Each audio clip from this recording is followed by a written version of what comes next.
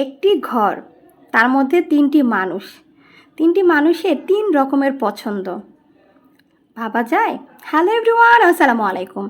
শনিবার দিন রান্না করতে আসলাম। তো রান্না করতে করতে নিজের পছন্দের একটি তরকারি রান্না করব। এগুলো হচ্ছে আইড় মাছ। আমি খুব ভালো করে মাছগুলোকে একটু কড়া করে ভেজে নিলাম। তো যাই হোক, এরপর মশলাগুলোকে একটু ভালো করে কষিয়ে নিব। তো মশলা কষাচ্ছি আর ভাবতেছিলাম যে বন্ধের দিন জামাই আমাকে বলবে, শুধু নিজের জন্যই রান্না করছো, আমার জন্য কি রান্না করছো?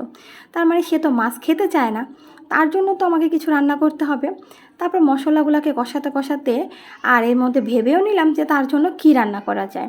এগুলো বেগুন দিয়ে দিলাম। বেগুন দিয়ে আজকে আইড় মাছ দিয়ে একটা পাতলা ঝোল হবে।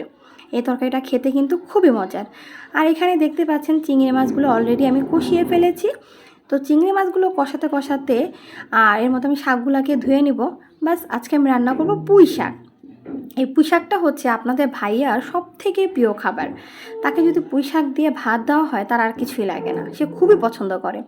আর এখানে আমি একটু বেশি পরিমাণ ঝোল দিব, কারণ এটা ঝোলটা হবে পাতলা পাতলা। এটা ঝোলটা আঠালো হবে না, একটু পাতলা ঝোল হবে। পাতলা ঝোলটাই এই মাছের খুব মজা হয় বেগুন দিয়ে রান্না করলে।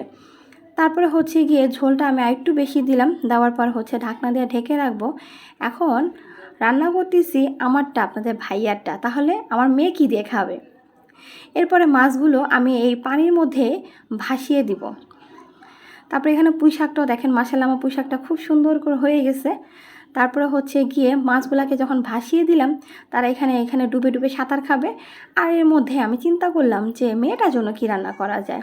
দেখেন আমার মেয়েটা কী করছে, আমি কাজ করতেছি, মোবাইলে একটা ভিডিও করছি, সে কি করবে? সে এখানে বসে বসে সব রান্নাবান্না করতেছে, মানে যা যা মানে হাবিজাবি ছিল সেগুলো নিছে। তার কিন্তু অনেক খেলনা, ভালো ভালো তার অনেক খেলনা, কারণ প্রচুর পরিমাণ খেলনা আমার আম্মু তাকে কিনে দেয়।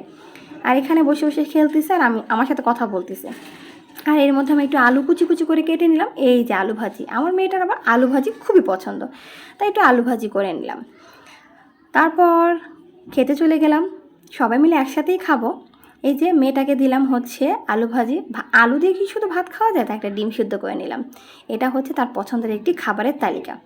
এটাতে সে মজা করে খাবে। আর আমাকে বললো আমাকে একটু ভিডিও করো, তো পাকনো বুড়ি। তারপরে হচ্ছে গিয়ে এখন আমি আপনাদেরকে দেখাবো আইড় মাছের ঝোল দিয়ে কি সুন্দর করে ভাতটাকে রেডি করা যায়। তারপর আমি একটু ভাত নিয়ে নিলাম প্লেটে, প্লেটে এক টুকরো মাছ নিলাম আর কিছু পরিমাণ বেগুন নেব আর ঝোল নেব। আমাদের আর মা মানে মা মেয়ের খাবারটা দেখালাম। আপনাদের ভাইয়া পুঁই শাক দিয়ে অলরেডি খাওয়া শুরু করে দিছে। আজকে এই পর্যন্তই, সবাই ভালো থাকবেন, আল্লাহ হাফেজ।